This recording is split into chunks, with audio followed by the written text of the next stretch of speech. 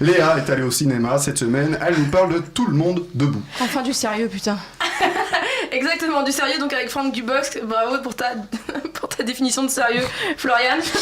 Quand Franck Dubosc se met à la réalisation, il ne fait pas les choses à moitié, pléiade de guest stars, mais surtout partenaire particulière en la présence d'Alexandra Lamy, la chouchou des Français, et partenaire particulier avec un Gérard Darmon et une Elsa Zilberstein au top de leur forme comique dans des seconds rôles particulièrement généreux.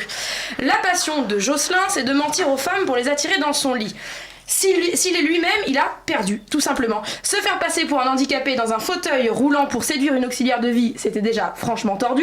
Mais quand celle-ci prend l'initiative de lui présenter sa charmante grande sœur en fauteuil, elle aussi, les choses se compliquent.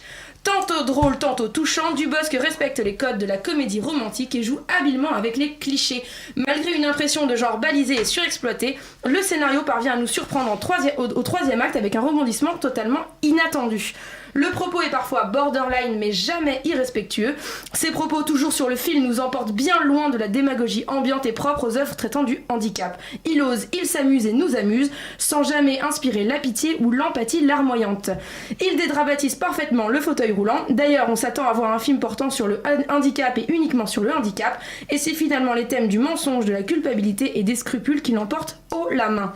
Il a choisi lui-même de diriger le film et si la mise en scène ne nous marque pas outre mesure, on comprend son envie de réaliser en découvrant quelques pépites inattendues qui fonctionnent à merveille et des scènes visuellement très romantiques. Franck Dubosc joue un célibataire, c'est donc un rôle assez inédit dans sa carrière. Ça vous fait pas rire ? D'accord. Non, donc on est clairement face à une facilité évidente en se confiant lui-même ce personnage. Sa palette de jeu est donc sans surprise et un peu en roue libre. Oui, d'accord.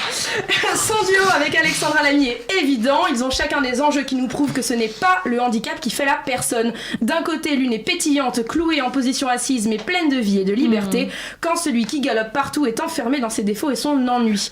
Il s'agit de cinéma populaire mais inspirant, doté d'une grande sensibilité car on prend conscience que le plus handicapé est rarement celui qu'on croit. L'humoriste d'habitude bien beauf et lourdeau signe ici un premier pas vers le cinéma au sens noble du terme, en livrant un film drôle mais aussi touchant et romantique. Ce nouveau départ devrait mettre tout le monde debout. Oh, tout le monde debout.